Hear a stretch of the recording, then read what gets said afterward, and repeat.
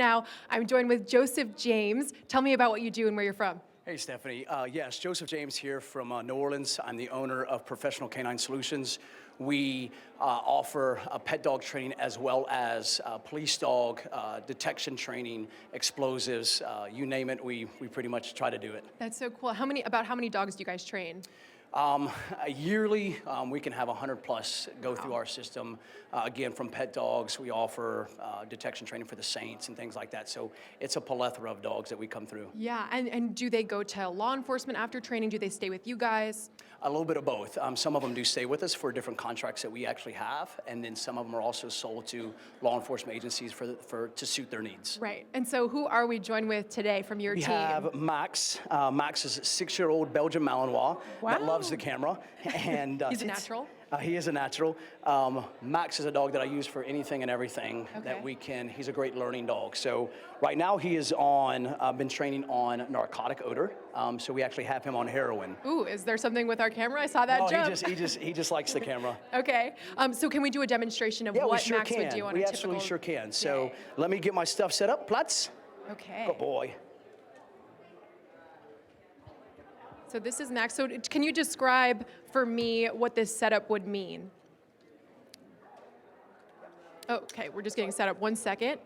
We have Max here. So opening statements are getting underway. Paul Holes is the host of The Weekend. He'll be giving those opening statements and be right here in the live booth right after that finishes. You can hear the applause. There's a lot of people gathering in that ballroom. So now Joseph James, you have multiple panels this weekend, is that right? Yes, I sure do. We've got about 5 going on. A lot of demand to see what Max and the other canines do. Okay, so let's get this demonstration underway.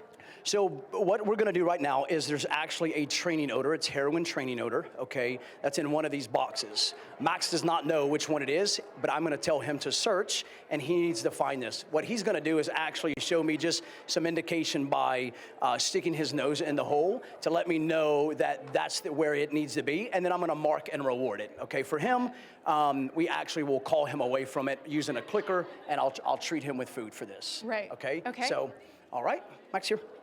Good boy. Shook. So he's checking. Shook.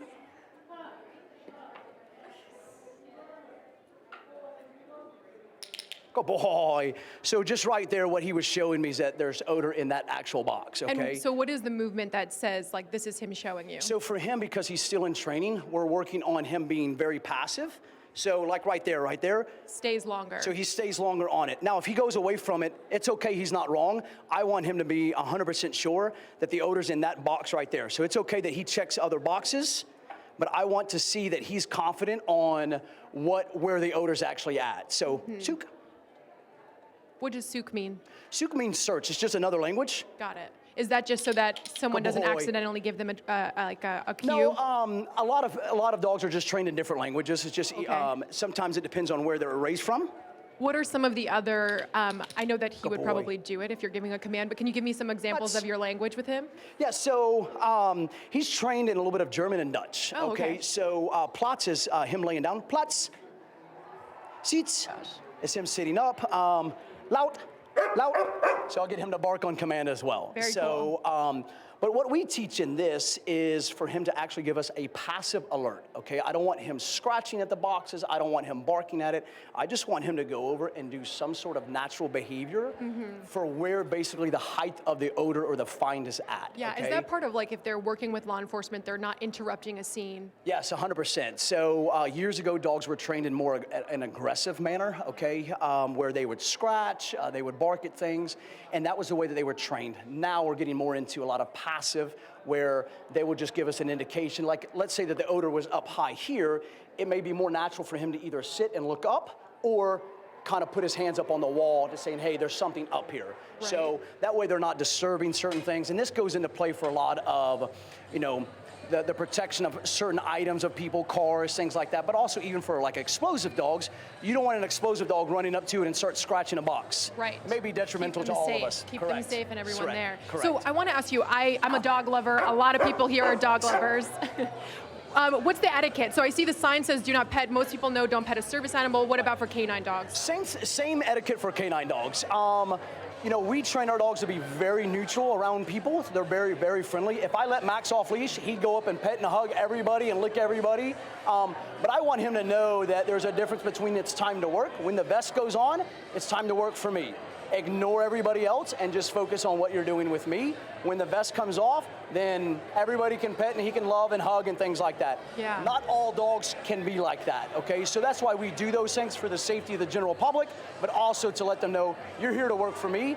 Ignore all these things. Right. And as you see, he's That's so focused true. on me. Yeah, opening statements just wrapped up. We have so many people coming out in the hallway, and Max is still, his eyes are on you. He only has eyes for 100%. you, but everyone has eyes for Max right now, as you can see. All the attention is on him. So I just want to know, what's a typical day like, too, for any of the dogs that go through your training, maybe they start working? Yeah, so we start off very early in the morning, the normal, getting them out of the kennel, using the bathroom, feeding them, and then for all our dogs, for most of them, they'll work for food. So whether it's a pet dog, whether it's a police canine, or whether it's a dog that we're going to use for our own contracts, is we'll go through multiple repetitions of them coming out of the kennel for work. They'll come out to play with us because we want them to know that it's a fun game. It's not just work, work, work all the time. Yeah. So we'll do that. They get to play with other dogs because we want all our dogs to be able to get along with each other, okay? Yeah. So that's a typical day for us, and we just go through lots of repetitions multiple times a day, and they get a day off here and there. So. That's great. That's so good to know. And then, you know, for these types of dogs or dogs that go out into the field with law enforcement, do you know of a case from your training of a dog that worked on a case, maybe helped on something and helped crack it, or you know, get a suspect? Yeah, absolutely. I can't name the dog or where he's the department's at, right. but right after we finished training with the dog, he was called out. The officer and the dog was called out to a fleeing suspect. Okay. Had drugs on him, and in this, he bailed from the car, took off running. The canine was deployed. He also had crack cocaine and meth on him. So while running through the woods, he ditched all the drugs. Okay, well, the canine, of course, was tracking on the ground, found the drugs. So came off the track, found the drugs, alerted on it, but then went right back into searching for the perpetrator, the suspect, and end up getting a live bite at the very end of it. So we were able to apprehend, both save the drugs or get the drugs, as well as apprehend the suspect. Right. You know, there's always these like stories of when a canine gets involved in getting a suspect. How do they do that? Is it a live bite? Is it like doing it without harming the suspect? You know, how is it that a canine would do it versus a police officer? So that's great. We have the ability to be able to do different things that can actually deter people from getting injured. I mean, dogs, they're biting, so people are going to get injured to a degree. It can be a lot less lethal in regards to sending a dog versus having to use a taser or having to use a firearm. It gives us more options because now we can use the dog as a location tool to find what we need, as you know, not only for the drugs but also for the apprehension of the individual. So yes, unfortunately, bad guy is hurt because a dog bites. They don't feel good, but through training we teach them you know, holding on until the officer can get in there and subdue the individual. The faster the individual applies to our commands, the faster we're able to get the dog off. Yeah. So you have the 3 demonstrations. There's a lot of demand for people to come in. If, you know, for the people sitting at home, what's the one thing you want them to know about your canines and what they do? So our job is to not only provide for local civilians, but also for law enforcement agencies some of the best quality dogs out there to be able to serve and protect not only the people, but also, you know, the law enforcement communities.